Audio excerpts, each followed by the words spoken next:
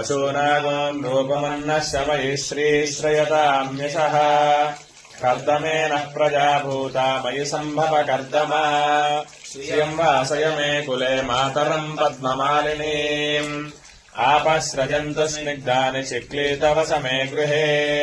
निजदेवीम् मातरम् श्रियम् वासय मे कुले आर्द्राम् पुष्करणीम् पुष्टिम् पिङ्गलाम् पद्ममालिनीम् चन्द्राम् हिरण्मयीम् लक्ष्मीम् जातवेदो ममावह आर्द्राम् यः करणीम् यष्टिम् सुवर्णाम् हेममालिनीम् सूर्याम् हिरण्मयीम् लक्ष्मीम् जातवेदो ममावह ताम् महावह जातवेदो लक्ष्मीमनपगामिनीम् यस्याम् हिरण्यम् प्रभूतम् गावो दास्योऽश्वान्